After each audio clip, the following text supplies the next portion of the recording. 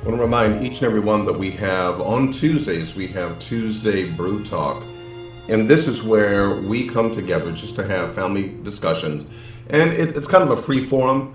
We talk about things, we answer questions relating to last videos and content that we have uploaded. And so we, of course, invite you to that.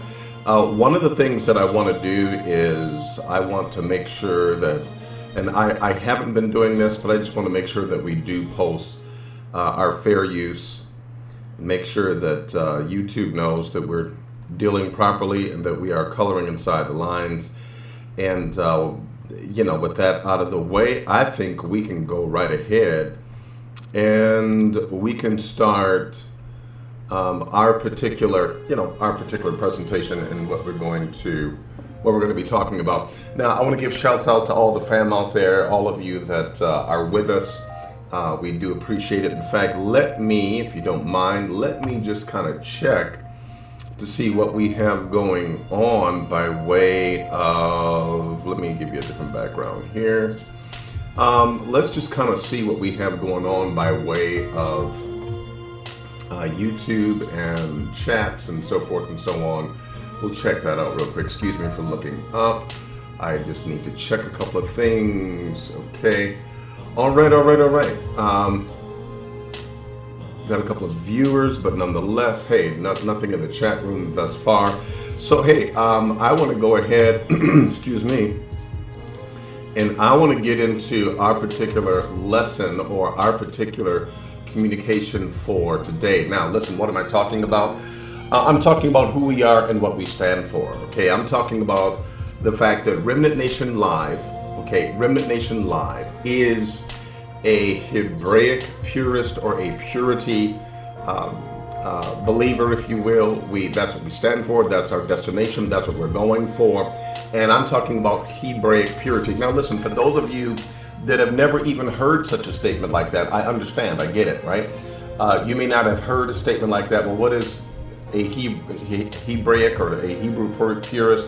Excuse me. What is that? Well, it's basically us. It's Remnant Nation Live, and what we're seeking to do is we're seeking to embrace the purity, if you will, the wholesomeness of our Hebraic walk.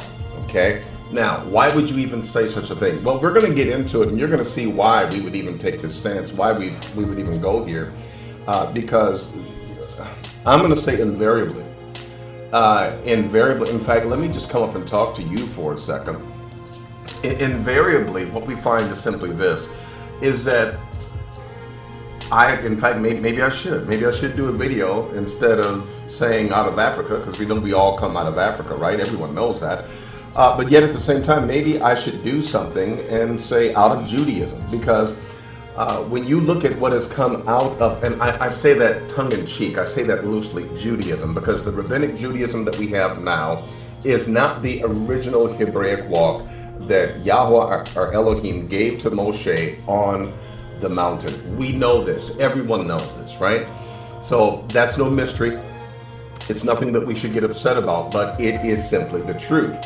The Judaism that we have, predominantly now, we're living in the age of rabbinic Judaism, right? Even though there are other Judaisms out there.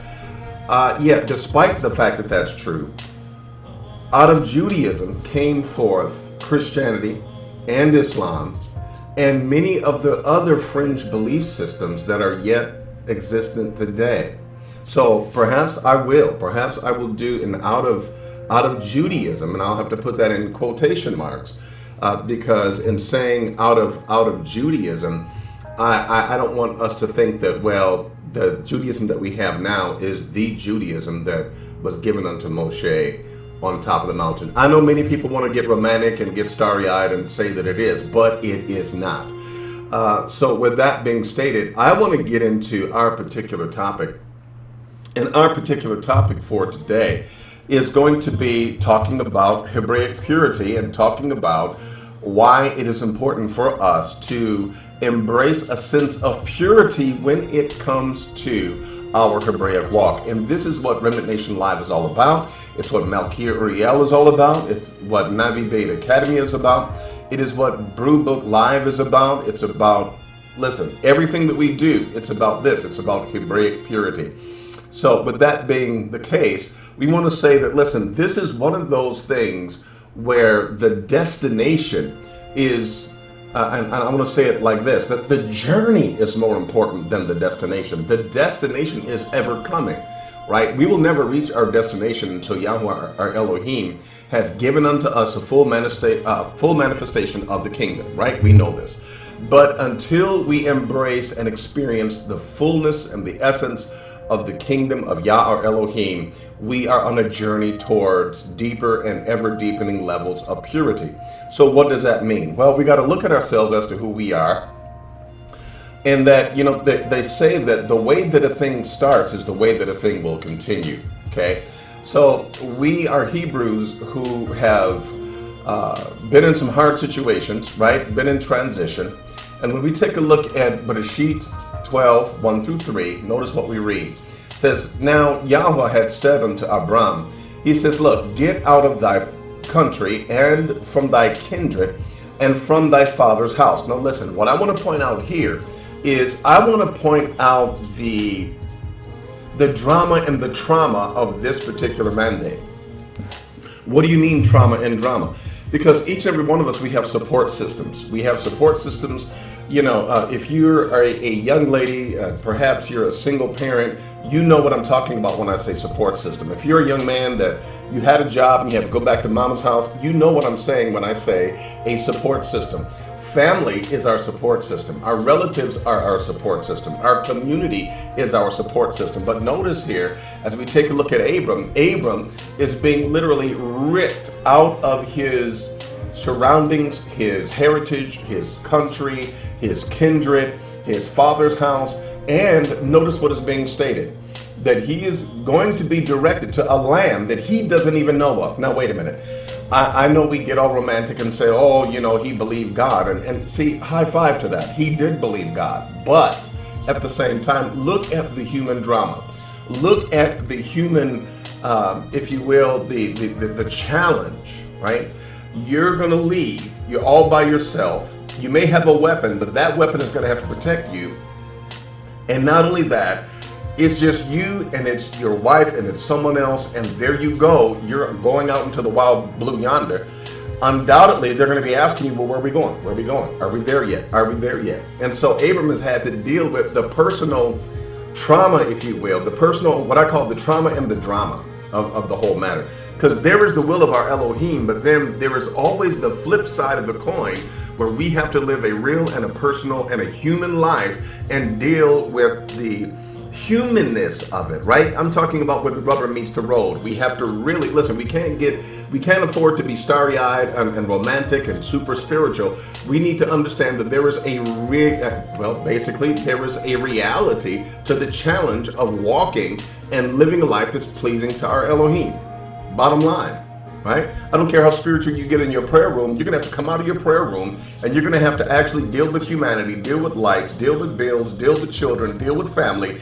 And there's a point to where the will of God that you embrace in the spirituality has got to meet the real spiritual road, the rubber of the road, if you will, of how things are going to translate into the natural. And here, Abram is yanked out of his particular position. He's yanked out of his comfort zone, right? He's yanked out of everything that he knows. So we were brought up, or we were born, if you will, out of limitation, right? We were born out of limitation. We were born in struggle. We were born, right, out of moments of lack, moments of instability. And this is how our nation as a people was born. So wait a minute, what does that mean? That means that there's always going to be an element of that in your walk with Yah, our Elohim. There's always going to be challenge. There's always going to be something that seems like you're being ostracized or rejected, or you're being minimized. You're being looked over, right? There's always going to be an element of this, because this is, if you will, it's in the spiritual DNA of our being. We shouldn't trip in being rejected. We should not be amazed at being rejected. We should not be amazed at people looking down on us. They've been doing it for all of our existence, right?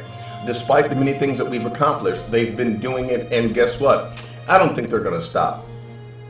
But let's keep this moving, because I'm pointing to the drama and the trauma with Abraham, and that he was told, listen, you're going to a place and you don't know where you're going yet, right? So he's dealing with that insecurity. He's dealing with the unknown. He has two people that he has to support and protect. But not only that, he's also told, now here's another side of the coin, right? He's also told that, by the way, you're going to be great in every nation. I'm going to make nations out of you, and every family on the planet is going to be blessed through you. What? What? I'll never forget, I had to speak somewhere, and someone gave me an introduction. This guy, he did one of the best introductions of me until I was listening, and I'm like, man, who is this guy? Whoever this guy is, he talking about, I want to meet him. Lo and behold, he was introducing me. And it's like, man, once I found out he was introducing me, I was like, now I really gotta get up and do something now, because, man, with an introduction like that. And basically, it's that kind of a pressure. Well, every family on the planet is going to be blessed through you. What? I don't even have children. And all I have is my wife, and all I have is my nephew, and you're telling me that every family... So there's drama and there's trauma. But let's continue. And our Elohim said unto Abram, as for Sarai thy wife, thou shalt not call her name Sarai, but Sarah shall be her name. Yeah, that's going to be your name. I'm changing your name. It's not enough that you're going to unknown place, right? I'm changing who you are. I'm changing your name.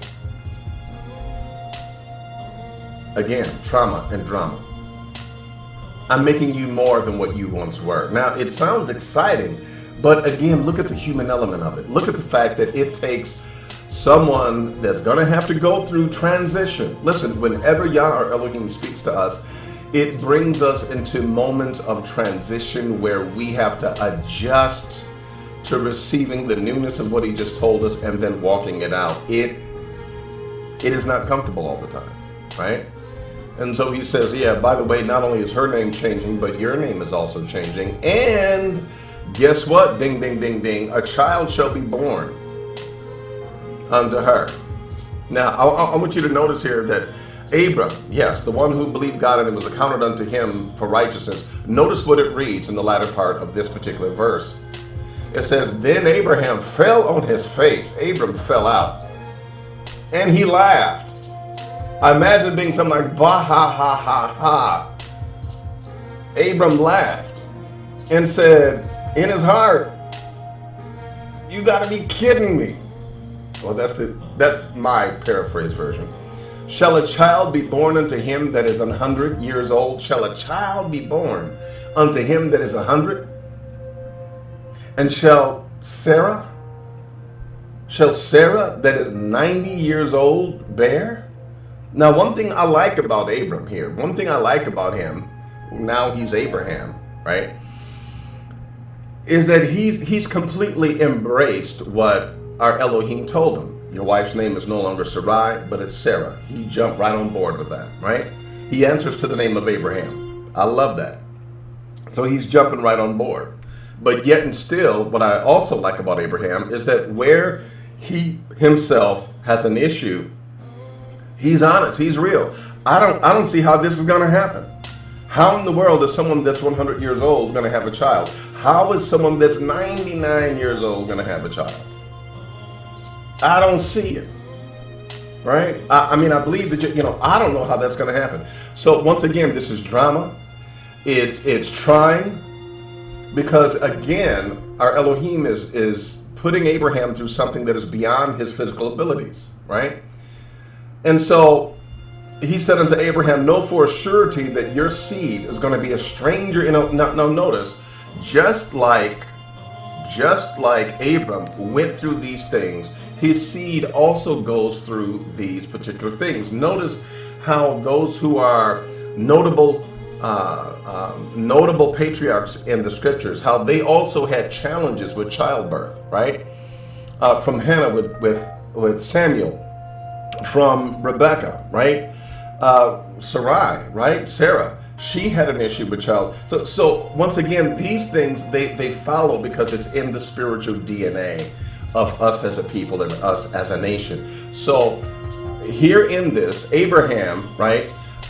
He's saying, look, you need to know that I'm going to give you some land, and not only that, but your people, they're going to serve a nation. So we as a nation, we were born in the midst of personal limitation. We were born in the midst of personal limitation and trauma and challenge. These are the things that we were born in. And so we should not think it strange as those things continue to be a part of our journey. Okay? So we're already dealing with the fact that we are ever needing and ever leaning upon our Elohim for all that we need. Now, in parts of this presentation, you're going to see a couple of different things. You're going to see where some of the text is missing. And the reason why that is because for this particular lesson, I'm going to get through it as much as I can, as quickly as I can. But there is a handout. If you go to Patreon, /Remnant Nation Live, you're able to download the this particular questionnaire sheet. It's actually an exam. By the time I'm done, there's going to be well over 80 different questions that you would need to answer. Okay, 80 different questions. And along the way, we're going to share with you exactly what it is that we stand for, exactly what it is that we know to be true.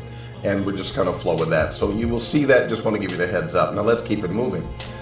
And notice what it reads in Numbers 13 and 33. Because out of the midst of the trauma and the drama, there comes a point in time where we have a soulish responsibility to look at the positive, to believe, but there are also times when we embrace the negative and we begin to also embrace insecurities. Notice in Numbers 13 and 33, the trauma and the drama gets to us as a collective people, and we begin to see ourselves differently, right? And so it reads in Numbers 13 and 33 that there we saw giants, right? The sons of Anak, which come of the giants. And notice the statement here. And we were in our sight as grasshoppers, and so we were in their sight. Now wait a minute. How do you know what they were seeing and what they were perceiving? I've seen many a short fella knock out a tall fella in the boxing ring. How do you know what their perception was? You see, when an individual is dealing with insecurity, even those of us who collectively can call ourselves a people, when we're dealing with an insecurity, we end up seeing things a certain way, but then declaring that the whole world sees us that way. And that's not true. That's a statement of judgment. And we need to come out of those judgments, right? And we need to, basically take up the challenge to see ourselves as Yah sees us. How in the world did he know what the perception of these other individuals were, right? He didn't. This was all in his head. This was all in his heart. Notice what it reads in Ezekiel 16, 2 through 7. It says, Son of man, cause Jerusalem to know her abominations, and say, Thus saith the Lord your Elohim, Yahweh your Elohim, unto Jerusalem, Thy birth and thy nativity is of the land of... Now for those of you that have sheets, okay, you're going to be able to fill this out. The land of Canaan, right? Thy birth and thy nativity is of the land of Canaan. Thy father was an Amorite and thy mother a Hittite. I'm not saying that Yahweh Elohim is he's pretty much letting us have it. And as for thy nativity, and the day that thou was born, thy navel was not cut, neither wast thou washed in water to supple thee. Thou wast not salted at all, nor swaddled at all. No eye pitied you, right, to do any of these things to thee, to have compassion upon thee, but thou wast cast out in the open field, to the loathing of thy person, to the loathing of your person, to the loathing of yourself, in the day that you were born, in the loathing of yourself. In other words, when we came forth as a people, we there wasn't a lot that we could say, hey, this is great, hey, this is wonderful, but rather it was just the opposite. It's kind of like many of us do today. We look in the mirror and we begin to pick our negatives out, and we begin to look at what is not right, what is not good, what we don't like. And once again, a lot of times, just like the scripture that I read in Numbers 13 and 33, it's us and our own insecurities and our own perceptions regarding our imperfections that we project onto others, and we say, well, this is what they're thinking about me. No, that's what you're thinking about you, okay? And in this case, basically, we were loathing ourselves. In other words, we were loathsome. It was a putrid sight. It was bad. But he says that this is how you were in the day that you were born. And when I passed by you, and when I saw you, you were polluted in your own blood. I said unto you, when you was in your blood, you were unclean, you were filthy. I said, live. And I said unto you that when you were in your blood, I told you to live. I told you to get up. I have cast thee to multiply as the bud of the field, and thou hast increased and waxed great, and thou art become excellent and with ornaments. Thy breasts are fashioned, and thine hair is grown, whereas thou wast naked and bare. So, long story short, what we were, we are not any longer. What we once were, we are not any longer, okay? And so, with this, we come from a place where there was need, where there was transition, where there was struggle, where there was all the things that I mentioned before. And those things have a way of impacting us as individuals. And it causes us, if you will, to think of ourselves as less than what we are. And this will come into play in just a little bit later. This is going to come into play.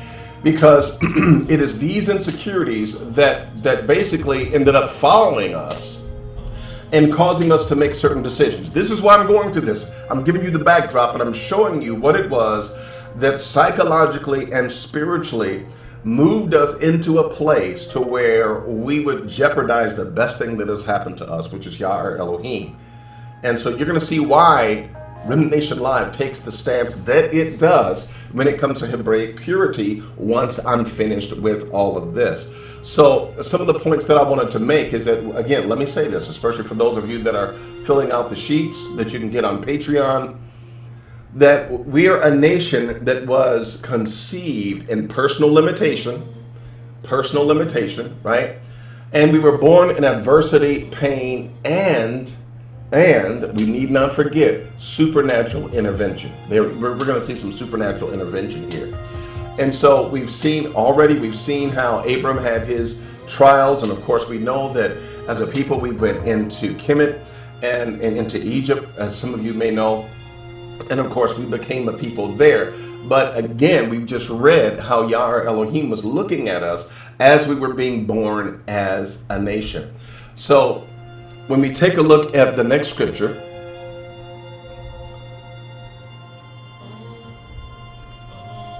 notice what it reads in 1 Samuel 8 and 5. I want you to notice something that happens here, because in this, what happens is the children of Israel, our ancestors, they said, hey, we want to be like everybody else. I know that we're supposed to be special, but we have such, and I'm going to say this like this, we have such low self-esteem. We don't see ourselves as a people, right? And so we don't see ourselves as a nation. So we want to be like everyone else because we don't value who we are. We don't value what we have. We don't value what it is that our Elohim is even trying to do with us. We want to nip it in the bud, and we just want to be like everyone else. 1 Samuel 8 and 5, and said unto him, behold, thou art old, and thy sons, and they're talking to Shmuel, right? The prophet Shmuel says, thou art old, and thy sons walk not in thy ways. Now make us a king to judge us. What are the next few words? Like all the nations. We want to be like all of the other nations because we are yet insecure as a people. We don't see ourselves like everyone else. We don't see that our greatest weakness is our greatest strength. We don't see that. We want to be like everybody else. So let's cash in whatever it is that Yahweh our Elohim wants to do for us, and let's be like everybody else. Nevertheless, the people refused, because Shmuel was saying, wait, look, you haven't rejected me, but you've rejected your Elohim. And they're like, we ain't trying to hear that. We are not trying to hear what you have to say right now, sir. We have our minds and our hearts set on being like everyone else. Now, on this note, as Hebrews, are we wearing that same jacket? Are we fitting that same description? Are we following along on that same motif, even though we say that we're Hebrews? Are we still trying to be like everybody else? I think that's a good question. Nevertheless, the people refused to obey the voice of Shmuel, and they said, no, we ain't going to have it, but we will have a king over us. We want to be like, didn't you hear us tell you that we want to be like everybody else? Wherefore, say unto the house of Israel, and this is Ezekiel 20:30 through 34, wherefore say unto the house of Israel, thus says Yahweh our Elohim, are you polluted after the manner of your fathers? Are you polluted after the same manner, and commit whoredom after their abominations? Because what we find here is that not only did our ancestors embrace a level of spiritual whoredom, but, okay, understand this, please, understand. The spiritual whoredom that our foreparents embraced was a spiritual whoredom listen, go back to Bereshit when our Elohim created Adam, right?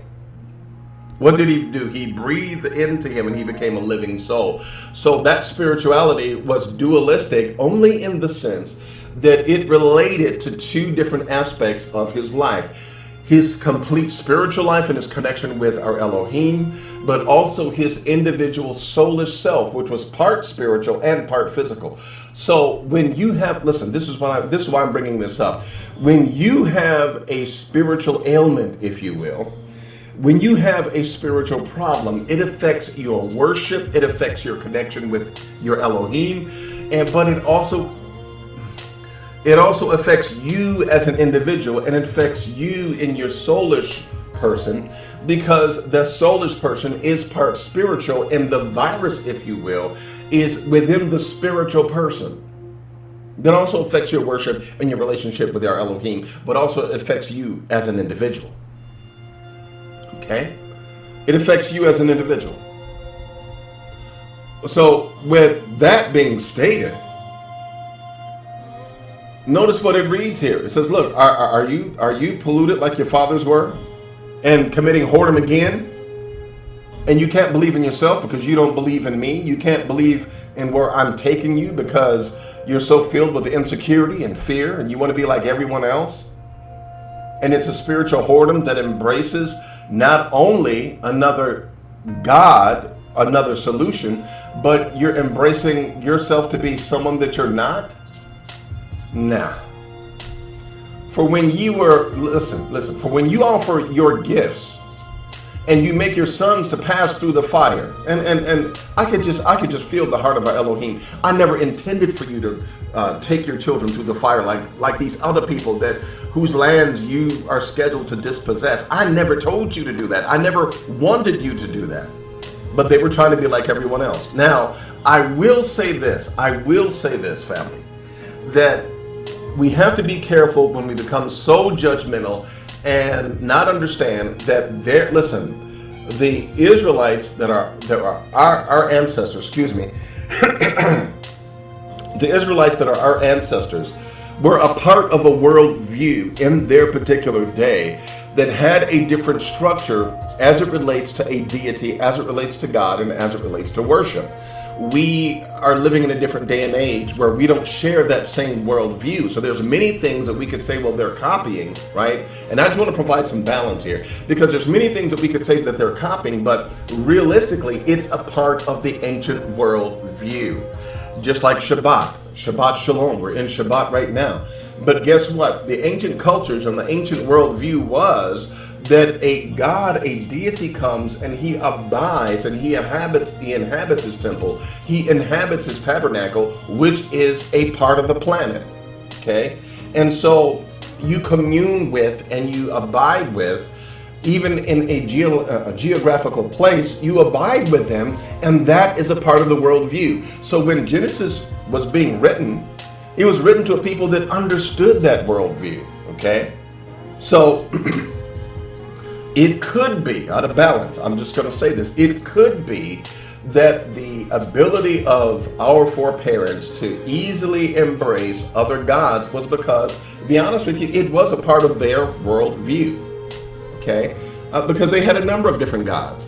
Monotheism was a new spiritual technology that took a while to catch on, because everybody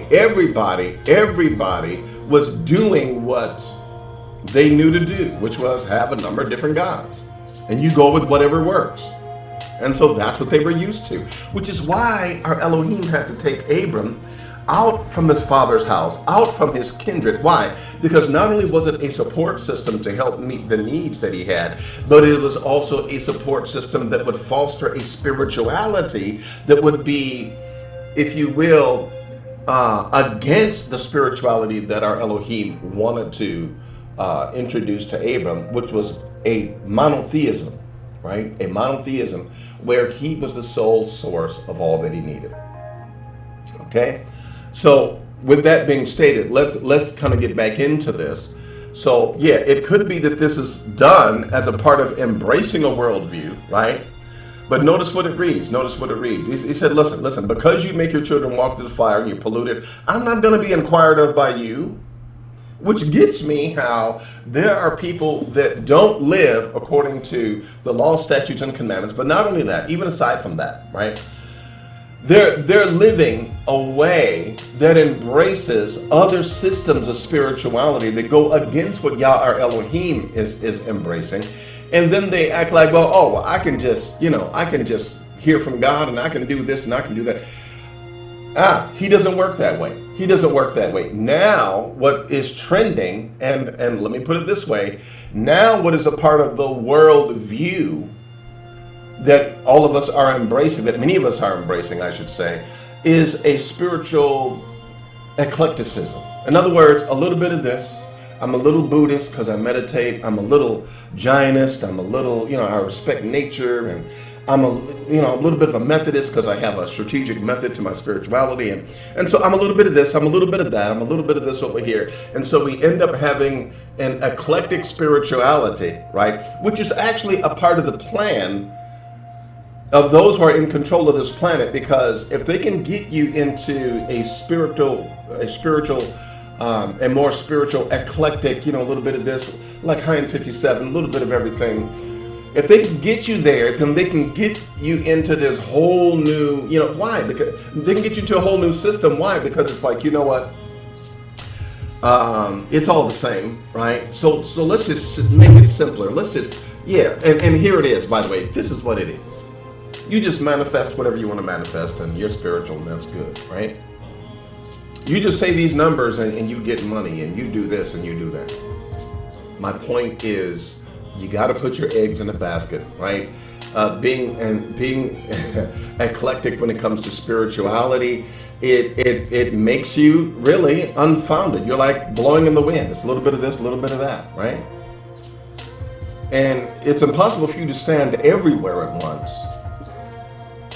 Right? But you can stand where you are.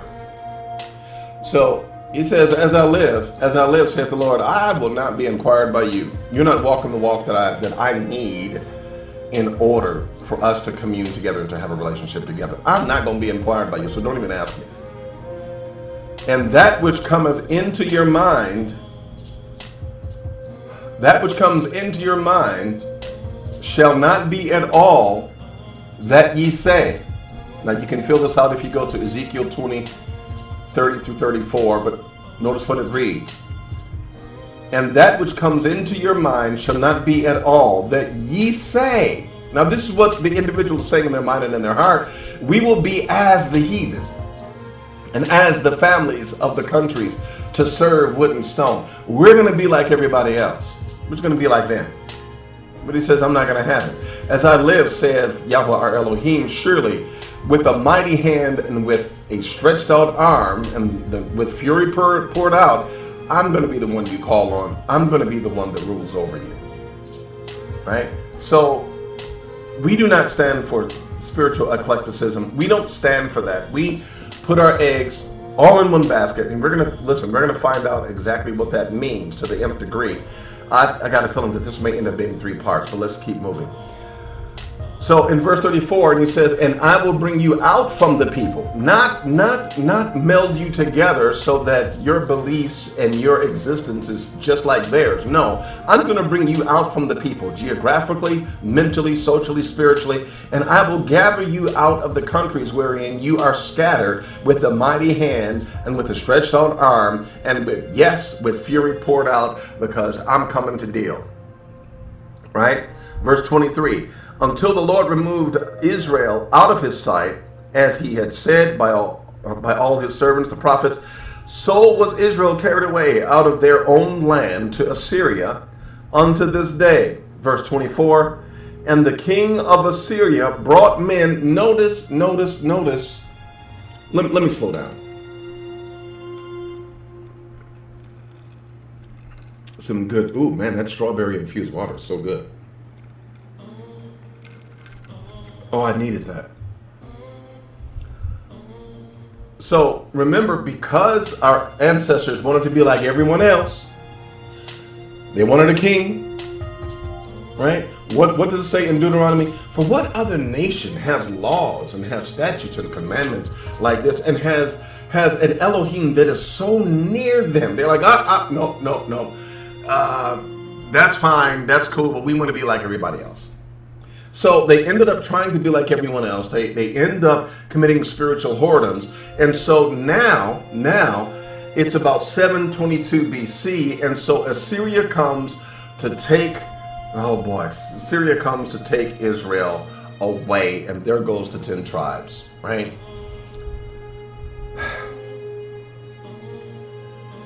And so, listen. There are some things that happen behind this that caused a lot of damage control. Okay, let's keep reading. Look at verse 24. And the king of Assyria brought men. Notice now. After he took away our foreparents, the king of Assyria brought men from Babylon and from Cutha and from Ava and from Hamath and from Sepharvaim, and placed them in the cities of Samaria instead of the children of Israel. Instead of the children of Israel. Why is that so important? Okay, let's keep reading, and I'm going to share it with you. And they possessed Samaria and dwelt in the cities thereof. Now, Israel is supposed to be there, but they're there. Does that sound familiar? Wherefore they spake to the king of Assyria, saying, the nations which thou hast removed, listen please, listen family, the nations which thou hast removed and placed in the cities of Samaria know not the manner of the God of the land. They don't even know who Yah is. They don't even know who Elohim is. They don't know. They do not know at all. Therefore, he hath sent lions among them, and behold, they slay them. In other words, we in trouble. We don't know him. We're in the land. We're not his people. Lions are here. We're being slain by them, right? Because we don't know the manner of this particular deity that we're dealing with. Notice what it reads. Then the king of Assyria commanded, saying, here's what you do. Carry there a priest. Go get one of them priests. Go get one of them priests that we took away from there. Go get them and let them go and dwell there, and let him teach them the manner of the God of the land. Teach them how to fake it till they can make it. Then one of the priests whom they had carried away from Samaria came and dwelt in Bethel and taught them how to fear the Lord. And it came to pass in the 9th year of his reign, in the 10th month, in the 10th day of the month, that Nebuchadnezzar, king of Babylon, came, he and all his hosts, against Jerusalem, and pitched against it, and they built forts against it round about. And the city was besieged unto the 11th year of King Zedekiah, and on the 9th day of the 4th month of the famine. Okay, so now this is the fall of Jerusalem. But wait a minute. I don't want to get too far ahead of myself. Let me go back here. Let me go back. Samaria now has individuals from Babylon and Cutha and Sepharvaim and other places, right? And so here's the issue. What you have here is you have an immediate supplanting of the culture, the original culture, that has been subdued and subjugated and taken to Babylon. And now you have a foreign culture that is yet existing, even though they have a facade of the real and the true. They have a facade of the real and the true, but yet they are still practicing their own religion, their own spirituality, because they're trying to appease God just enough so that he will not kill them. But they're still doing what they want to do. Now, the reason why this becomes such a great issue is because, for one, we're going to find out a little bit later that after our foreparents leave exile and begin to come home, it was thought to be necessary by Ezra to actually make some changes that would differentiate the exiles, if you will, from the Sumerian influence. Because what happened is, look at what you have here. You have Samaria that has other people in it that's now backed by a kingdom and a government that has military and that has funding. And so there is a momentum that they're able to push forward that's going to far supersede anything that just a single group of people who were refugees, who are now coming back to their own home, can do. And so we're gonna find out just a little bit later that the move, if you will, of this king to put other people where Israel belongs, it was strategic, it was spiritual, it was highly potent. Okay? Because now the people that are there, once you get beyond the generation, they can say, this is our land too. This land is your land, this land is my land. Right? They had us singing that song in school when I was a kid. This land was made for you and me. But whose land is it? The king of Samaria and I'm talking about the true king of Samaria, the one who put people there, is saying, hey, this is my land, right? And so despite the fact that the deity whose people we've taken out of here, hey, they may be gone, but we don't care. We're going to do what we want. We're going to put here who we want to put here. And we are going to, we're going to do just enough to stay alive and for him not to kill us. But we're not going to do what he wants us to do, because we're not them. We're not even, we'll try to be them in name, but we're not going to be them for real. And listen, family, there comes a time when the real has to stand up. There comes a time when the real Hebrew has to stand up. There comes a time when the real individual that is a real Hebrew has to stand on their beliefs. They have to stand on the word of our Elohim, and they must declare truth and righteousness and live it to the nth degree. Period. And so with that being stated, this is a strategic move, if you will, that is dynamic, and it was a strong and powerful move, right? It was a very strong and a very powerful move. So when we get to 2 Kings, it's a part of our history. It's a part of our history, right? Where once again we have been replaced. We have been replaced, and we were replaced by foreigners, and The 12 tribes had been scattered, and so now, I'm sorry, the 10 tribes had been scattered. And again, with the Assyrian conquest in 722 BC, it changed a lot. We are still dealing with the fact that because we wanted to be like everyone else, we have been scattered, and it is yet affecting us to this day. Okay? So let's move on. Let's move on. So by the time we get to 2 Kings 25, 1 through 4, this then, we're going from one conquest to another. It wasn't enough that we were,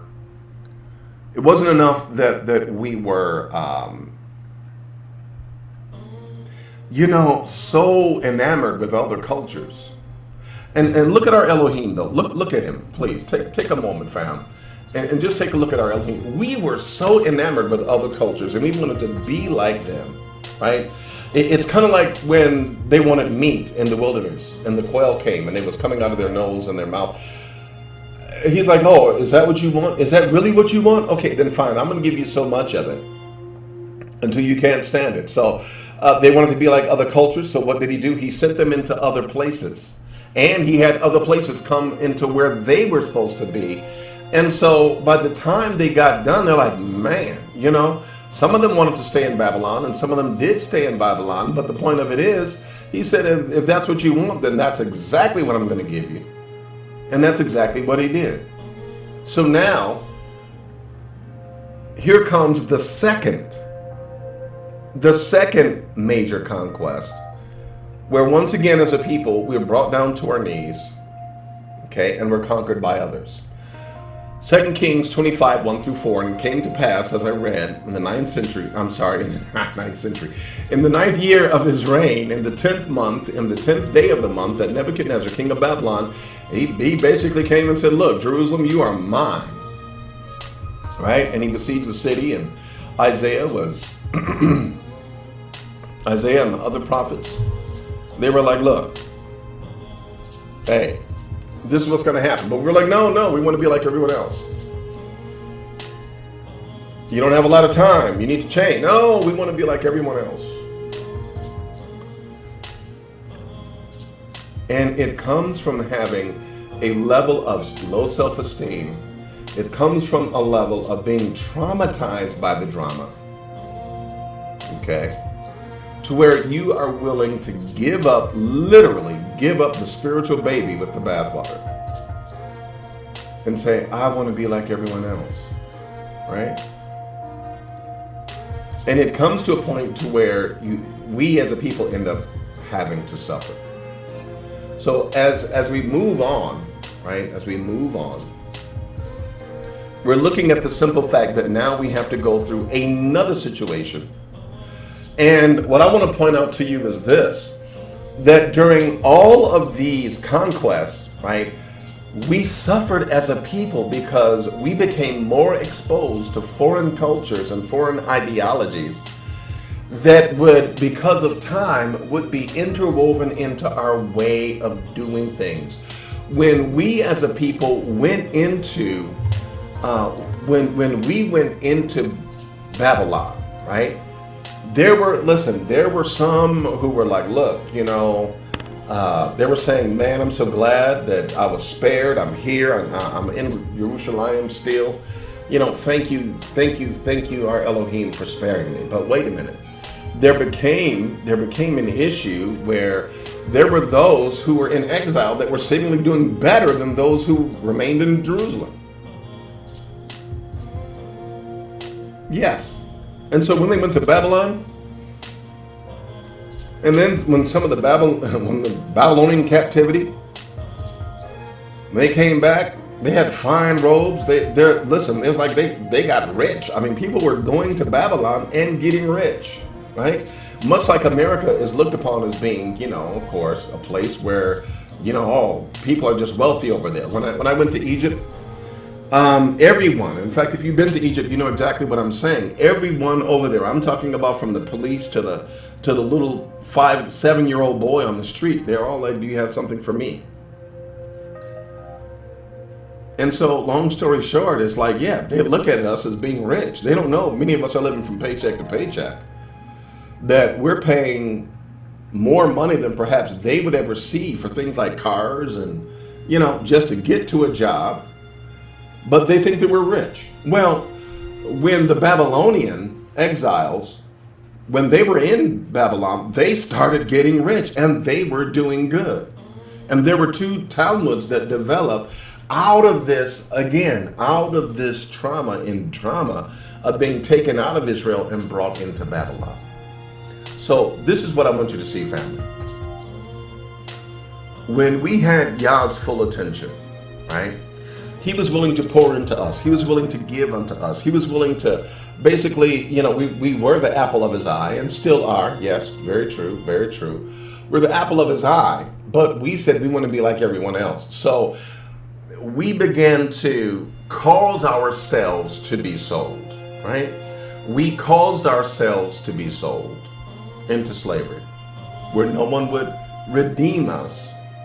Okay, not buy us as in, no, ain't nobody gonna buy you as a slave. No, we were sold as slaves. We made ourselves to be sold into slaves by our actions that precipitated us being driven into exile. And then there was no one to redeem us, right? Well, just like many of you, we talk about how the first slaves, they wrote Hebrew on the pews, and they had Hebrew names and blah, blah, blah. And look at the slave manifest on the ship. But many of us today, we have to learn Hebrew. Why? Because it is no longer our culture, and it's no longer who we are as a people. We have to relearn what it is that we as a people have forgotten. Okay? Now, with that in mind, I want to say this, that when you notice how a people gets parceled off and given to another, removed and given to another people group, they become empty and bankrupt of who they are truly as a people. They become more and more watered down. They become more and more tainted. They become more and more, if you will, they become more and more of the other rather than being themselves. And if you notice, one telltale sign is they begin to accept the concepts. They begin to accept the concepts of the other peoples where they have been forced to live. Okay, in other words, where they've been exiled. They begin to adopt their concepts and their ideologies. They accept their worldview. And I'm going somewhere with this because those of us who are Hebrews, even today, we are accepting concepts and ideologies that are Greco-Roman, and even, we're going to talk about it. We're accepting them and we're embracing a Hebraic walk that includes foreign concepts that were never intended to be there.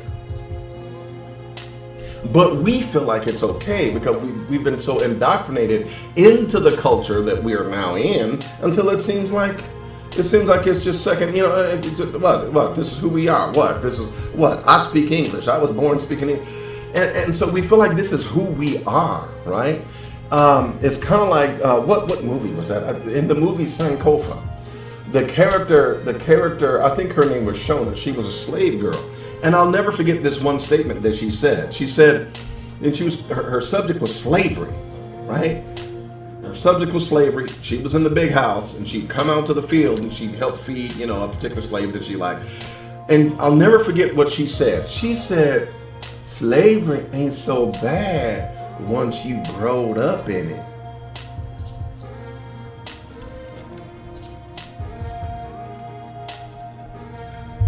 Slavery is not so bad when you've grown up in it. In other words, when you have been reared and brought up in a society, in an ideology that is foreign to that you're supposed to know, it doesn't seem so bad. In fact, it seems like it's okay. In fact, it seems like it's second nature. In fact, yeah, this is what we've always thought. This is what we've always. And so just like, listen, as well as I do, that many of us, we were brought up worshiping Jesus. We were brought up going to church. And so it becomes something that is true and real. And this is just how it is, right? And not only that, if you were brought up in Islam, You're going to fight for Islam. Why? Because it's all that you know. But the question is, what are you supposed to know?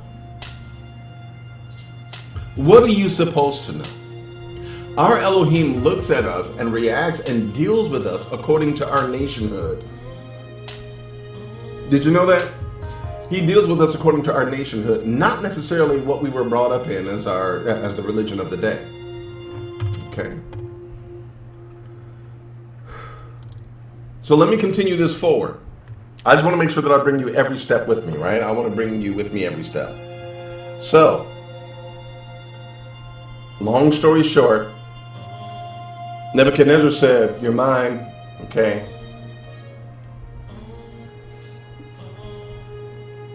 And because of that, okay, let me back just a little bit.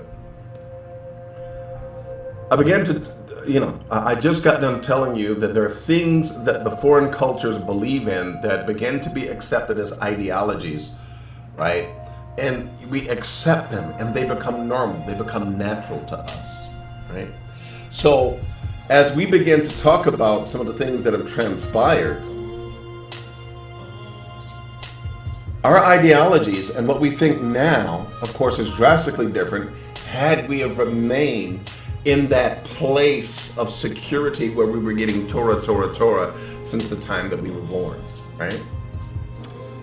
We would be different people. We would think differently, okay? Now, part of the change is that what happened by us being taken away from where we were and brought into Babylon, there were a couple of things that happened with that. Not only were we taken from, again, our support system, not only were we taken away from Israel, but we were brought into Babylon where there were already ideologies and beliefs that were far different than what we knew already in play and already established.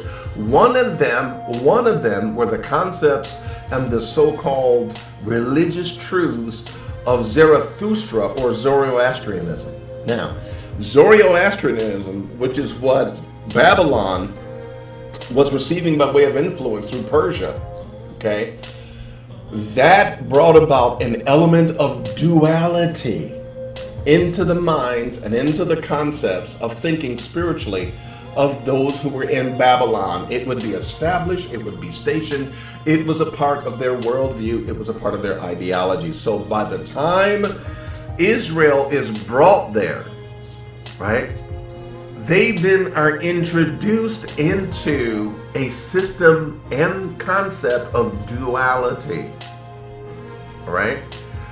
Because before, if you will, let me say this, before the exile, you did not have widespread dualism that is propagated by Zoroastrianism as you do after the exile. It's after the Babylonian influence that Israel walks away with a dualistic concept of spirituality. Okay? Let me prove that to you. I want to prove that to you. Let's go here. In fact, let me do this. Let's go into some scriptures here. And I want you to see something here just by way of the scriptures. We're going to go to Job 6. Yeah, some of you know where I'm going already, right? So in Job 6, and once again, I wish I could make this bigger for you. I don't know why I am not able. Let me do this. Let me see if I can make this. No, I'm not able to. Okay. Anyway. All right, so in verse 6, in Job 1 and 6, notice what it reads. Now, there was a day when Habonai Elohim, when the sons of God, there was a day when the sons of God came to present themselves, okay? And let me make sure, because I want to show you this in the Hebrew as well. I want to show you this in the Hebrew. Give me a second. Okay, there we go. There we go.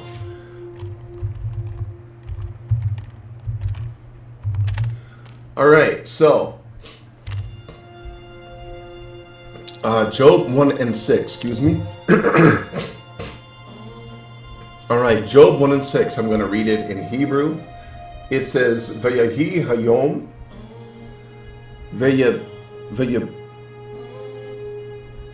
okay. I'm sorry, I was distracted for a moment.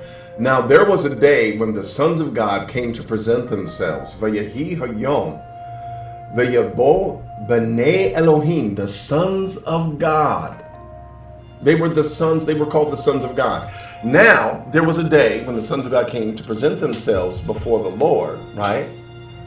Lifnei Yahuwah, lahiyatzav. And notice what it reads here. Le hit yatsev al Yahuwah. They presented themselves unto Yah or Elohim. Okay. Vayabogam, and he came also, Hasatan, the adversary. Hasatan came. Betokim. He came with them, right? Now, wait a minute. The I wish I could make this bigger. I don't have, because I want you to see this here. I want you to see the construction, because the lehit yatsev, can you see it? Let me move this down a little bit. You may not be able to see it there.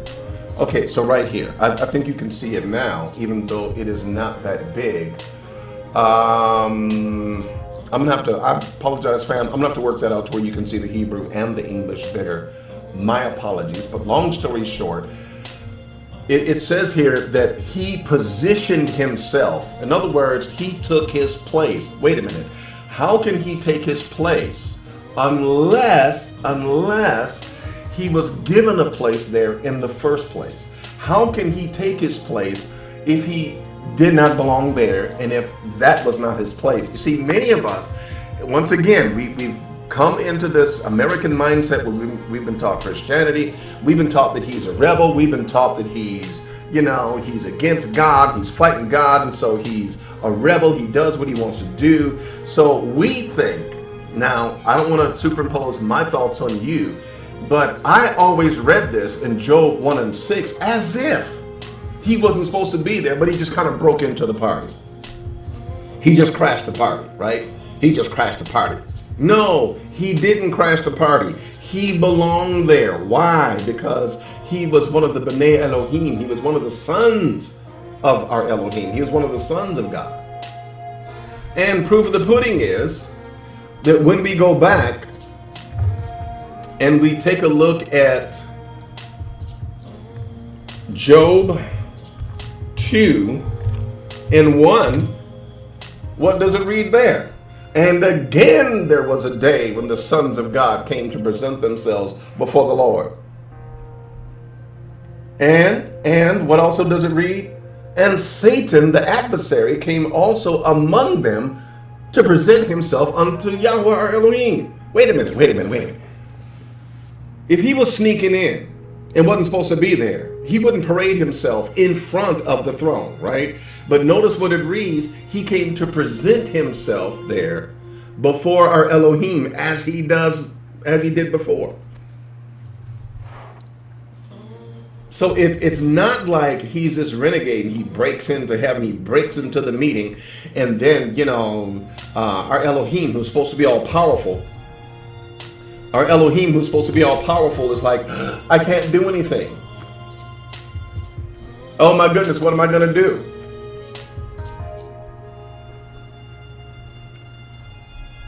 Because I never understood that about Christianity. They say that God is so powerful and all powerful, but yet for some reason he lets the devil just live and not deal with him, but not only that, in the book of Revelation, he's going to bind him and then let him loose for 1,000 years. I don't get it. But yet they're supposed to be enemies. I don't get it. Sounds like there is a mixture of another worldview that is impeding the progress of a certain kind of spirituality that now has taken a back seat, and now we have this dualism that comes from Zoroastrianism, and so now we're stuck with it. We're reading the book of Revelation and also the book of Daniel, right? Because the book of Daniel is thought to be one of the prophets that were during, but also affects the post-exilic Israel. Okay, so the Israel that was in exile, but also after exile, once again, after they've had that Babylonian, if you will, the injection of their ideologies and thoughts, okay? Yeah, now you get a book, now you get even in Daniel where you have warring angels, angels that are fighting against each other, okay? But I'm getting ahead of myself. But here's the point. Here's the point right here. The point is that in the beginning here, what we read about the adversary is that it's kind of like watching Willy Wonka, and you discover close to the end that Slugworth works for Willy Wonka and is not his rival. You understand that, wait a minute. The one that we call the adversary is actually working on behalf of our Elohim. I know you want to ask, well, how did the world get so evil, whatever? It's because men have chosen to do evil, okay? Men have chosen to do evil, period. They've taken the bait, right? The adversary is one who, it's like when I was a chemical lab technician. Okay, let me talk to you for a second. Let me give you this example. It's like when I was a chemical lab technician and also when I was working in quality assurance. Long story short, I had to test stuff. Now, wait a minute. By the way, I do know how to make Arby's, the beef Arby's. Got the formula in my head. But anyway, here's my point. The technicians would put the right amount into the mixer. They make this Arby's roast beef, right? But despite the fact that they knew what they were doing, despite the fact that they followed instructions, despite the fact that you had a team of people making sure that all the ingredients were correct and so forth and so on, they bought machines that cost hundreds of thousands of dollars to make all this happen. And by the time they get that finished product, before that product can go out the door, I, and many others like me who were in quality control, we would have to test it. We would be the ones to test it to make sure that what was on the label was actually what was in the package, and what was in the package was actually on the label, and then we could let it out the door. But not until then. Remember the commercial, Inspector Number 12? It doesn't say Haynes until I say it says it. It was kind of like that, okay? So the inspector, if you will, or in this case, the adversary or Yah's prosecuting attorney has a job that is important, and that particular job is working for and not against Yah or our Elohim. But, wait for it, because of duality that is of a Zoroastrian influence that came from exile, because we wanted to be like everybody else, because we were too insecure in what our Elohim wanted to do with and through and for us,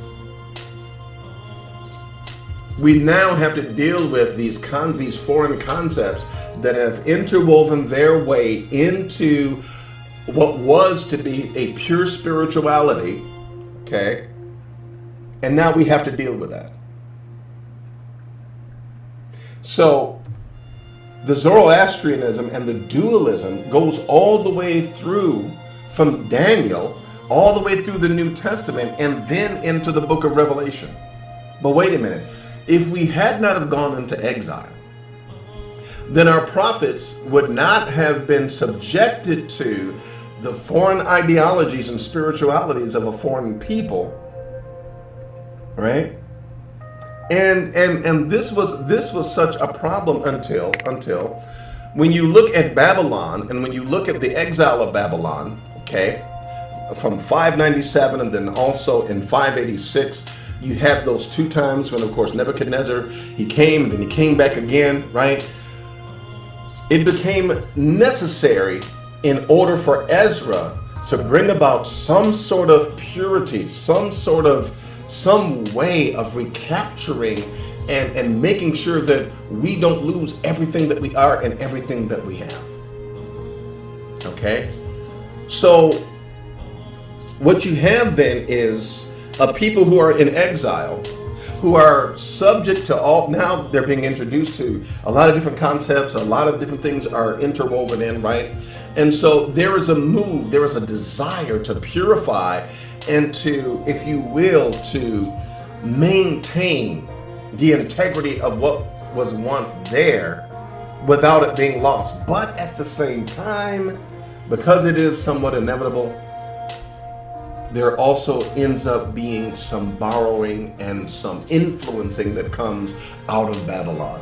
And on that note, we began to talk about and we began to think about, as I reach for a book here, the fact that the Talmud, we can't say even the Talmud, there's two different Talmuds, right?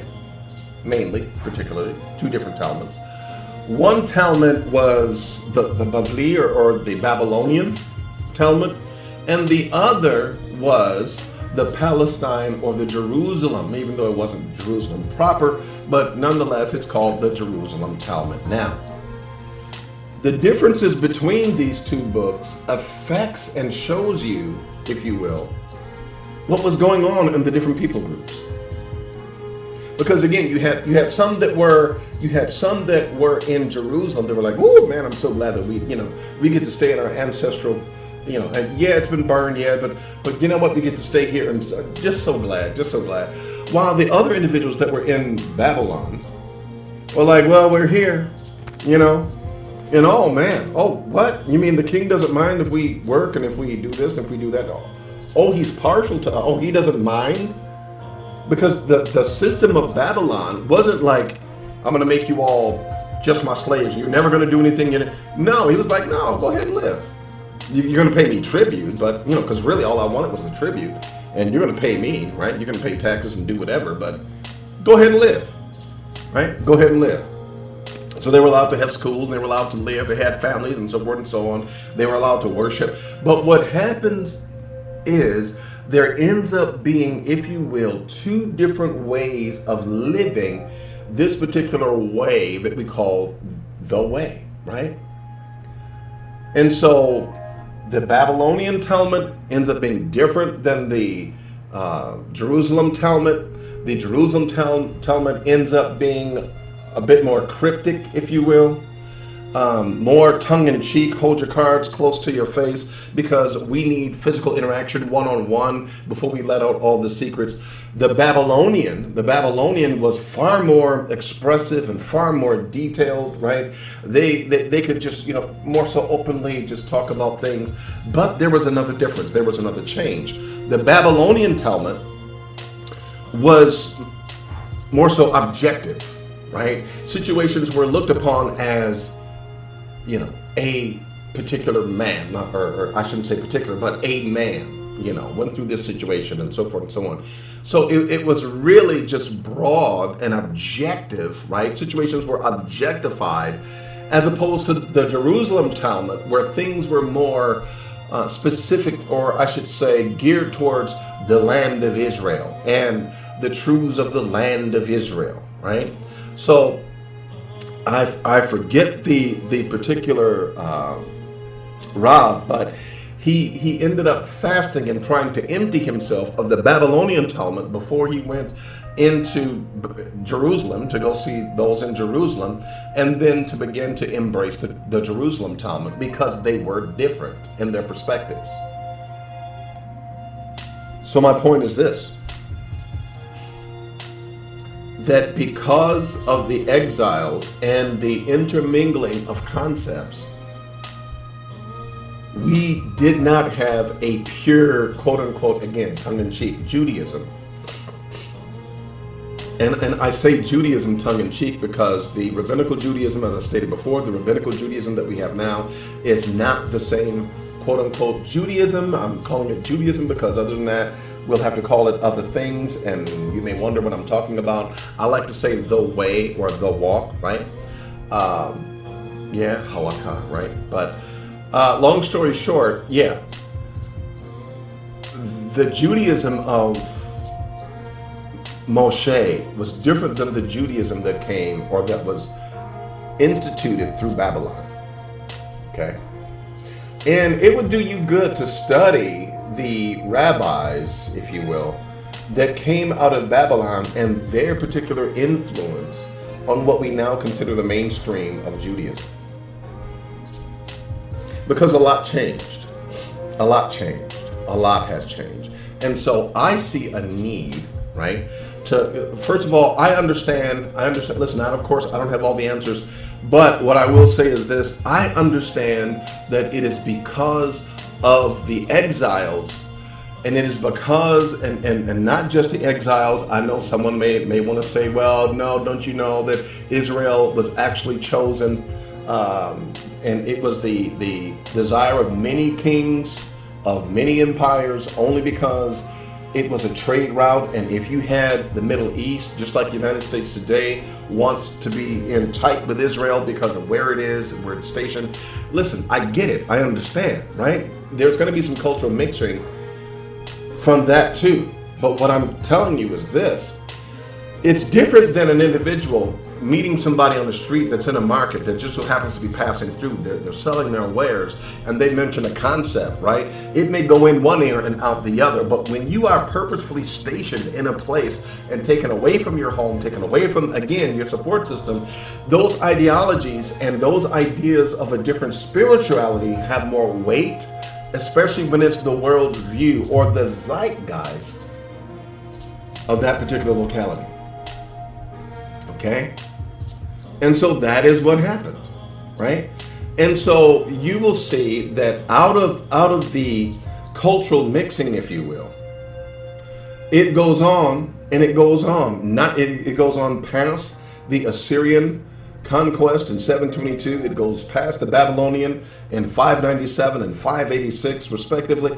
It goes past those different conquests, right? And okay, it gets closer to our modern day when we understand, right, that when you take a look at Daniel, right, you take a look at the book of Daniel, think about the reading on the wall, the writing on the wall, if you will. The writing on the wall is exactly what it is. It's, hey, you know what, judgment for the kingdom, right, our Elohim, he is God over all, and by the way, your kingdom has ended and another kingdom is coming. And of course, that was when, of course, the Persians, of course, came and subdued Babylon. And so because Israel was, if you will, a tributary state. In other words, they were paying tribute. They were under the auspices or the authority, if you will, of Babylon. It's kind of like, once again, I don't know why I'm referring to this movie so much, but Sankofa. When one particular slave, I forget his name, he spoke with a real thick Jamaican accent. He says, when I kill him snake, I get within him belly. Okay? When I kill him snake, I get within him belly. And what he was saying was that when you take something, you get what is inside it. So when Babylonian fell, Israel became the tributary state under Persia. So that continued until Alexander of Macedonia in 322 before the Common Era, when he then conquered Persia, Egypt, and I mean, he just went through cleaning house. And once again, just like the thick Jamaican accented slave said, when I get him snake, I get what in him belly. He also got Israel, right? And so Alexander of Macedonia came through Israel, and they were like, we ain't trying to fight you, we bowing. So Israel like, man, please. Alexander of Macedonia said, okay, we good. And by the way, y'all being so nice to me, I'm gonna put in a good word for you. And so he did. And so they're like, look, you know, hey, Go easy on them for a little bit. And that's exactly what happened. But wait. But part of the issue, and what Israel really did not see, is that from 322 before the Common Era, my goodness, what the king of Babylon had done by intermixing cultures would be heightened and put on steroids, because one of the main key philosophies of Alexander of Macedonia, called Alexander the Great by many today, and to them he is great, because his main ideology was, I need Hellenism to become a world influence. And so part of him conquering everything that he conquered, it was to spread Greek culture, which is called Hellenism.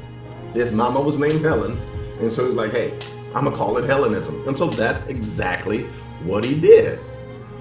So Hellenism was what he was really after.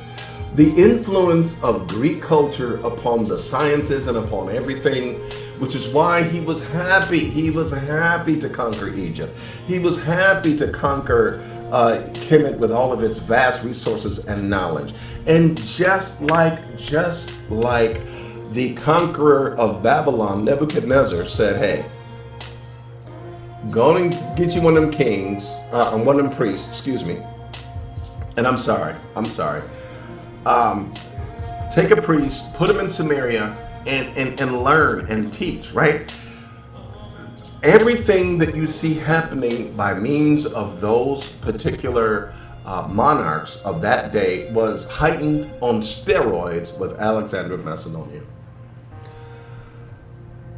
Because his main thing was to have the Greek culture be the major influence.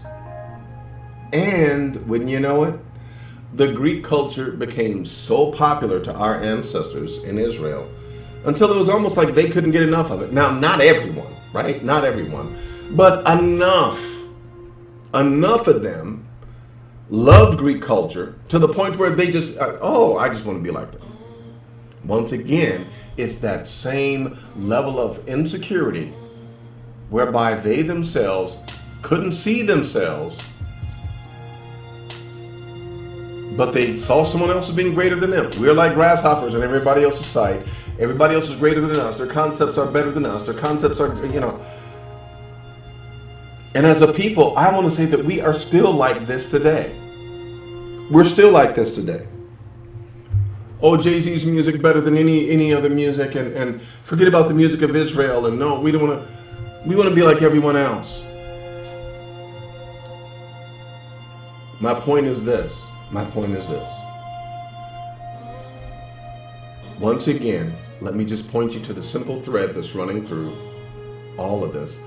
Because of insecurity, because of a disbelief, because of a low self-esteem, because as a people we are broken inside. We do not value what our Elohim has tried to do for us. We wanted to go outside, we wanted to color outside the lines and grab things from other cultures and bring them in so that we are more like them. But we end up loving them to our own demise.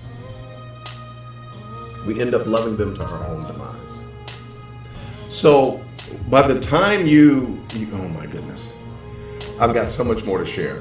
I have so much more to share. So let's get to it, right? Let's get to it.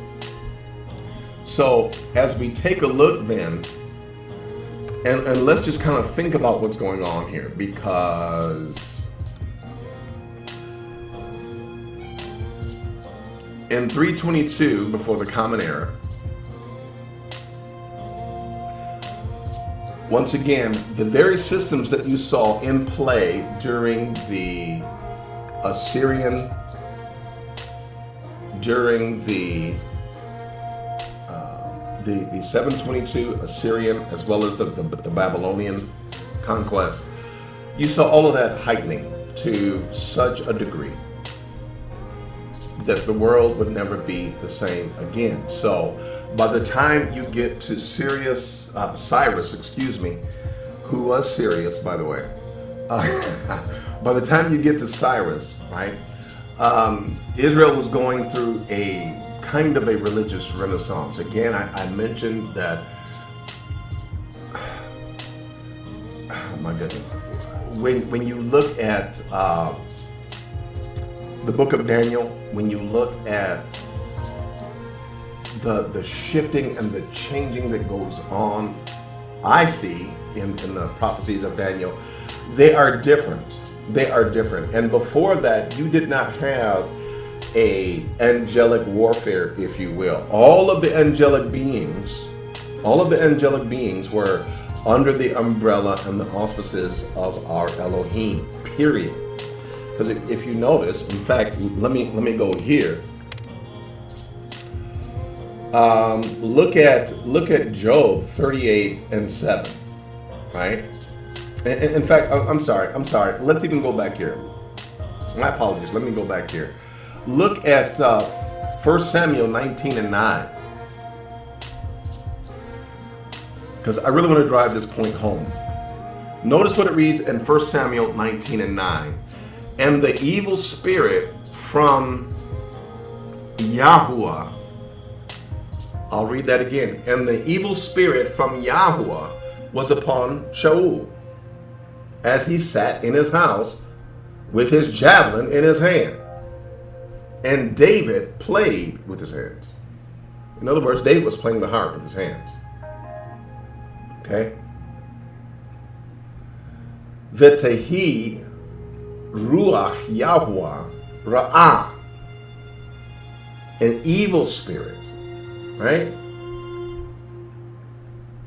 So what this says is that again, this is pre-exilic angelology. The evil spirit was from Yah or Elohim. And we're not done yet. When we even go back and let's take a look at 1 Samuel 16:14. But the spirit of the Lord departed from Shaul. Hold on. But the spirit, verse 14, but the spirit of Yahuwah departed from Shaul, and an evil spirit from the Lord troubled thee. An evil spirit from the Lord troubled thee. Again, this particular angelology was pre-exilic, and at this particular time, all of the sons of B'nai Elohim, they were under the auspices and the control and working for our Elohim. Period. Okay?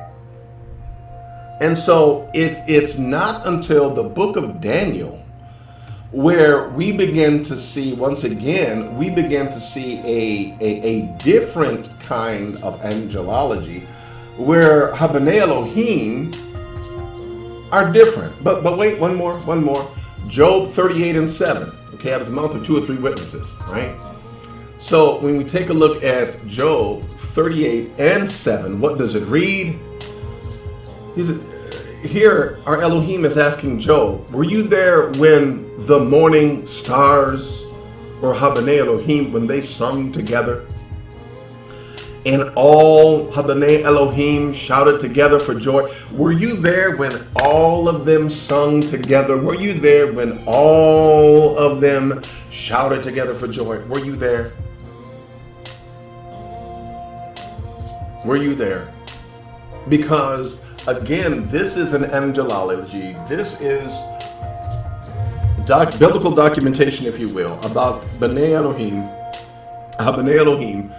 when they were all yachad, they were all together, right? They were all together. They sung together, they shouted together, they worked together. Okay, I'm not going to say that they didn't have their differences. Maybe they would, talk whatever, because they are personalities. And one thing I know about personalities is that every personality has a personality, right? And so long story short, yeah, they were all together. And in this, we see it being different, right? We cannot help but to see it being different.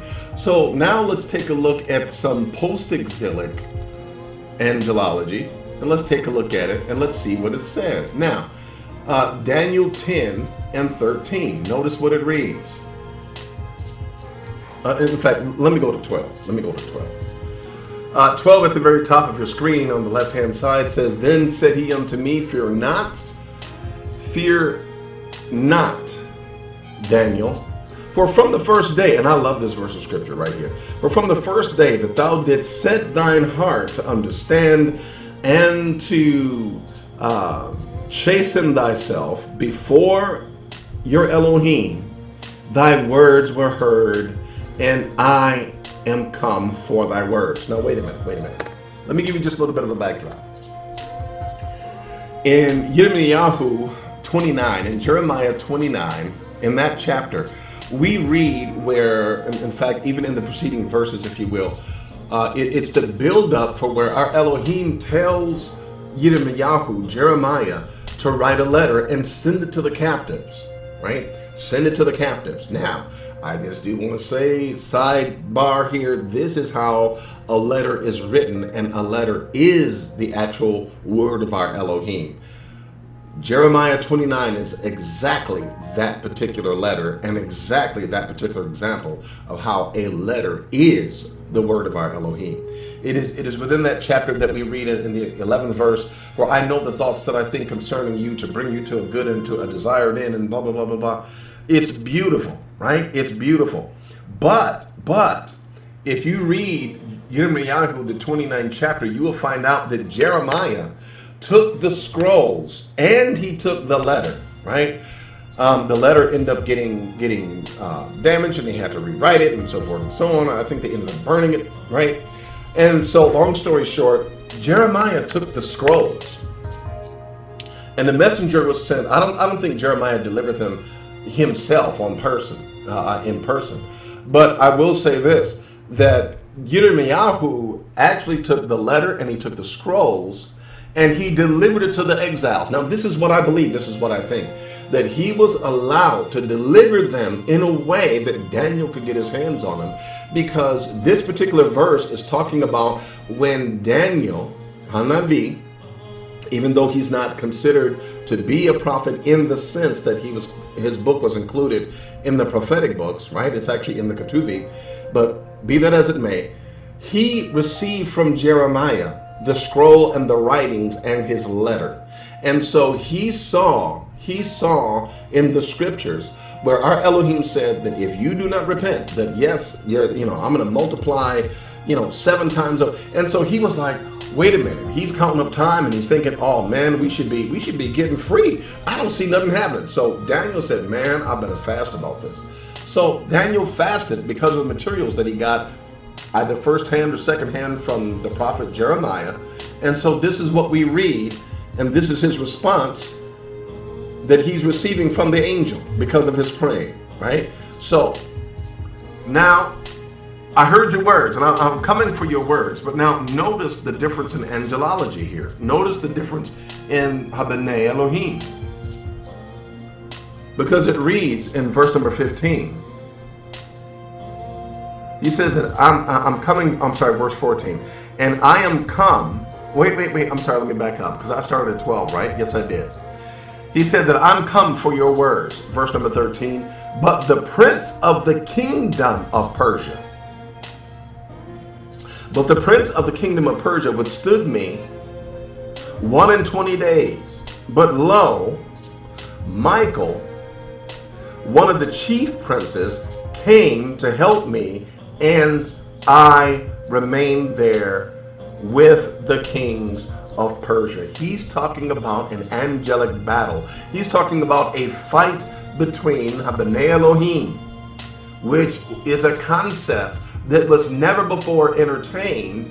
As we've read in scriptures, it's a concept that was never before entertained on the other side of the exile. Okay? I'm not saying nobody didn't have a thought maybe out in the field, oh, I wonder if that happens. No, but as a widespread, as an accepted spiritual reality that's put down in a book, no, it wasn't there. It wasn't there. So now they're having fisticuffs, right? Gabriel is fighting with the prince of with the prince of the kingdom of Persia. Notice the prince of the kingdom of Persia. In any kingdom, you're going to have princes, right? More than likely, you're going to have princes. But he says, hey, the prince of the kingdom of Persia withstood me 120 days. And then he says, and lo, Michael, one of the chief princes, right, came to help me, and I remained there with the kings of Persia.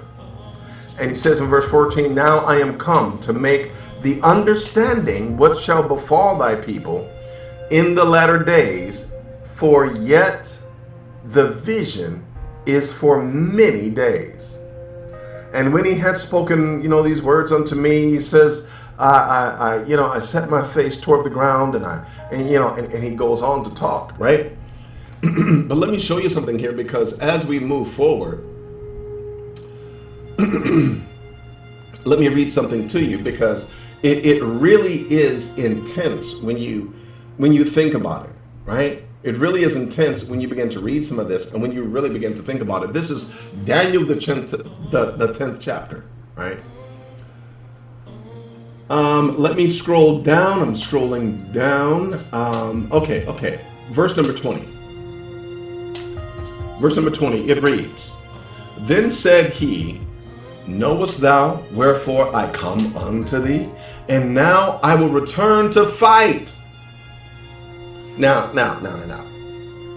There's a particular rabbi whose name, I could mention, that when I asked this question, because I asked him this question, and he said to me at first, he's like, well, he just got all romantic about it, and he said, because see, I was talking about the 21 days, and I'm like, man, they're fighting. He's fighting for 21 days, and he was, I saw him reacting. Man, I wish I had that video clip, but he was reacting to what I was saying, and he was, I made him uncomfortable. I imagine I made him uncomfortable. But the way he tells it, and the way it is told for a particular reason that we will get into, it's told that Daniel began to pray. And our Elohim loved his word so much. He was about to send Gabriel, but he said, oh, wait, Gabriel. It is so beautiful. Let's wait 21 days. Let me just continue to hear this. And then he sends it. And I said, that is not what it says in Tanakh, right? I was accused of smelling like a Christian, and it's disgusting, and blah, blah, whatever, right? Whatever, deuces. But here's my point. That's not what is in Tanakh. But there's a reason why many rabbinical, those who believe in the rabbinical form of Judaism, why many rabbis have a reason, it's like they will take what Rabbi so-and-so said. If they're a member of the Great Assembly, or there's somebody, a rabbi this and rabbi that, they will easily take their word over Tanakh, and there's a reason for that, and we'll talk about that. But for now, it is stated here in verse number 20, just very plainly, for those of you that did not see, I will show you again, that this is a change in the B'nai Elohim. This is a change. Now listen. I'm saying this is a documented change, right? And I'm not saying that this is an actual change per se.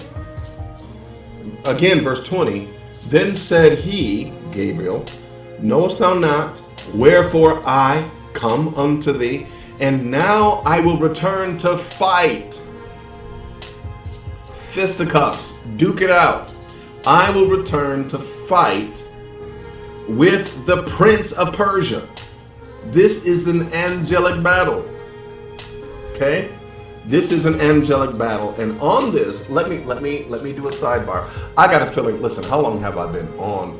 I've got a feeling that I'm going to have to do a part 2. I'm going to have to do a part 2. Because fam, this is what we see. That during this time, during the time of Daniel, right?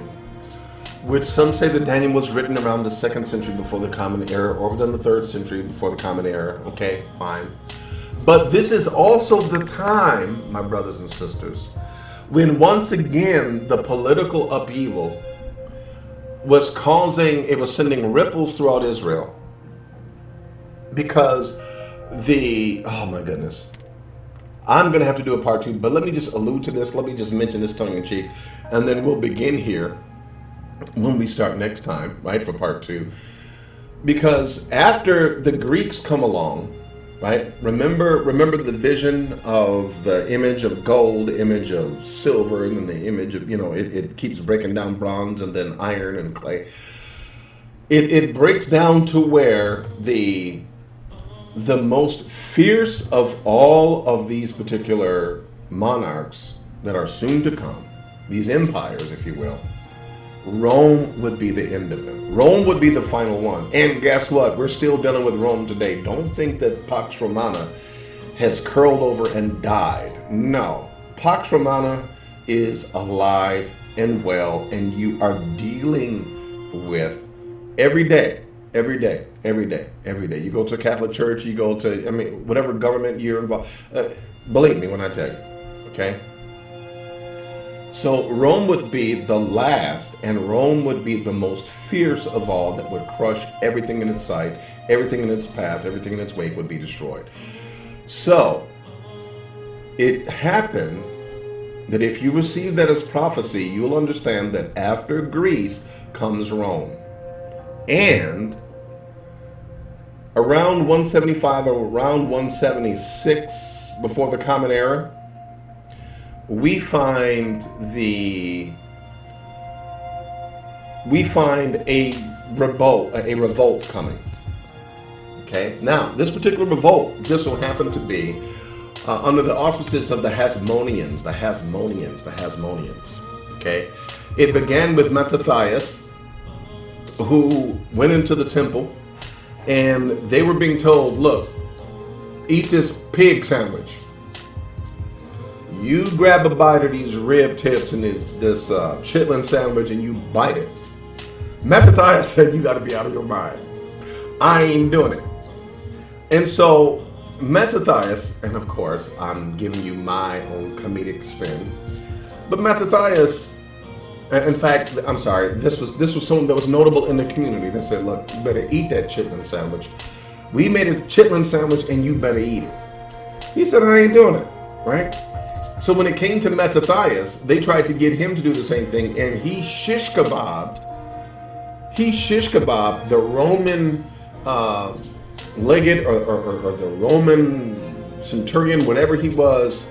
He shish kebabbed him good and killed him. Well, a following ensued, and more people followed him, and they began to basically kick tail and take names, and they ended up winning, right? They ended up winning. And being able to defeat the enemy, right? And so the Hasmoneans then had conquered the Greeks, and so they embraced the Hasmoneans. They're like, man, you guys are the stuff. But this victory would be a mixed victory. And you know what? I feel like I need to stop here because I have been on quite a long time. And I don't want to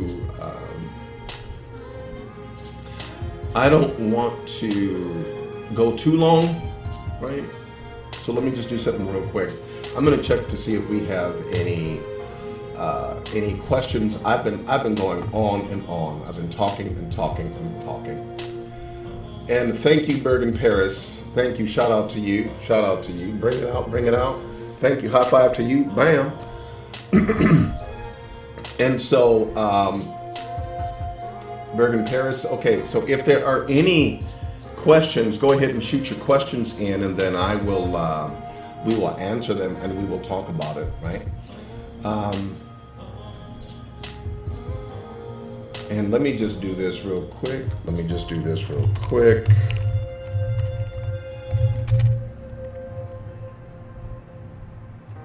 So, with that being stated, and with what is going on, there are no, I should check my email too, but you know what? I am going to just cease and desist. So with that being stated, let me,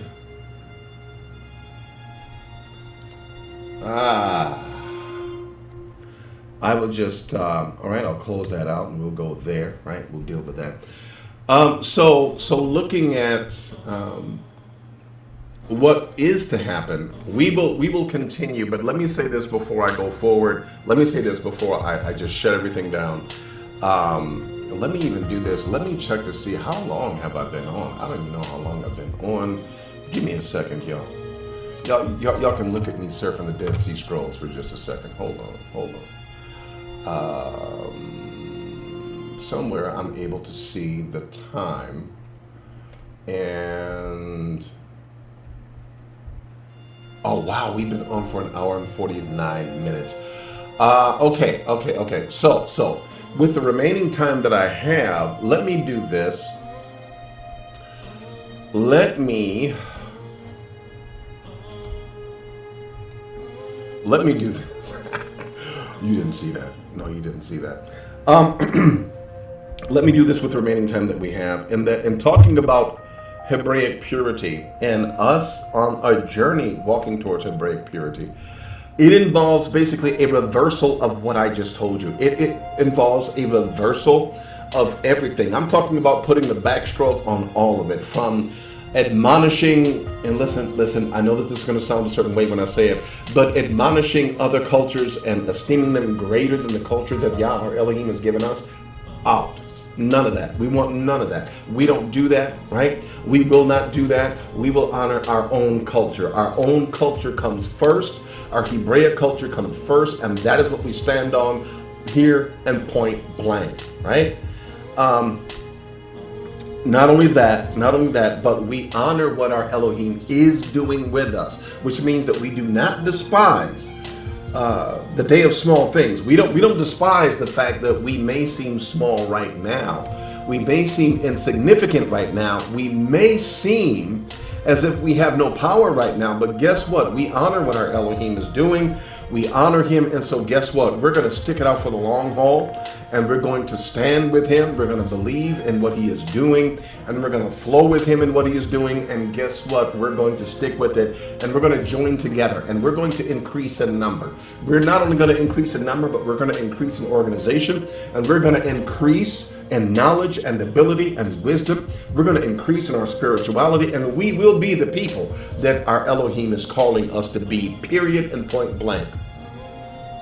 So Remnant Nation Live, I can't speak for any other group. We're not a member of any other camp. We're not a hate group. We're a love group, and we love the word of our Elohim, and we love our brothers and our sisters, and we stand for the truth that is written in Tanakh. We stand for that truth. We stand for that reality, and we stand for the kingdom that he is building, even in the midst of this wicked and perverse generation. We stand for the truth. Listen, if a young man, oh boy, you get in trouble for even saying that. I was working in a particular place, and they had a meeting. Now, if you walk into the office, one of the people that you would see is you would see someone who appeared to be of the gender of a male, with a beard and with a mustache, right? Tall and burly, right? But the whole meeting was about the fact that they were making this person feel uncomfortable because they kept referring to him in the masculine. Well, you can't even say him, right? And I want to say this. If our society is bending its societal mores to embrace someone who feels like they're of a different gender or persuasion, right? Let them do it. But you're not going to down me because I tell you that I'm Hebrew and I stand with our culture. You're not going to, no. I'm not going to be ostracized or rejected by you. You're going to turn around and you're going to embrace someone who says that there's something that they were not born. But you say, oh, they were made that way. Well, guess what? I was made this way. I was made a Hebrew. I was born a Hebrew. I didn't know it when I was born, but I am a Hebrew. And guess what? I'm going to live. I'm going to rock being a Hebrew. I'm going to rock it so hard. Listen, I'm going to rock it. I'm not saying that I'm going to have tzitzit so long that you can jump rope with it. But I am saying that I'm going to live by the culture, and I'm going to do what Yah, our Elohim, has desired that we do. Period. Without apology. I don't care what you say. I don't care how you feel. Right? I mean, we have so many crazy things going on in our society, but many of us are afraid to show that we're Hebrew or to embrace being a Hebrew, even in some of our family members. And I know I need to get off this soapbox, but let me just state emphatically. We are embracing Hebraic purity with as much as we are able to. We may not hit the nail square on the head. We may color outside the lines every now and then, but guess what? Our journey is a joyful journey towards Hebraic purity, where we embrace what is in our culture and we honor what is in our Hebraic culture above all others, and we stick by what Yah, our Elohim, has dictated for us and is planning for us, and we flow with that, period. That's what we're about. And so I will also say this. Told you not to mess with me. No, I will also say this. Listen, I'll also say this. That this includes the fringe beliefs that because, and this is where we're going next time I get on, this is where we're going, I need to finish this, because the fringe beliefs that come out of this cultural borrowing and mixing and tainting, it's these fringe beliefs that have created such a mess. Such a mess. And, you know, we're going to talk about Hebraic purity, and we're going to talk about it, right? I want to say that above and beyond the shadow of a doubt, it's time for us to be who we say we are, period. And so on this note, I've been on a long time. I apologize, I didn't mean to be on this long, but there's going to have to be a part two. There's going to be a part two. And peace and blessings to you, and we will see you. But I am Malachi Uriel. I love you with the love of our Elohim. And I want to say to you, live true and live real. Shema Yisrael, Adonai Eloheinu, Adonai Echad. We love you. Peace and blessings, family. For now, we are out, and we will definitely connect with you for part two. Any questions, comments, go to Patreon. Any questions or comments, contact me. Comments, whatever, email, whatever, smoke signals, whatever you got to do. We will holler at you. Peace and blessings, and we'll see you.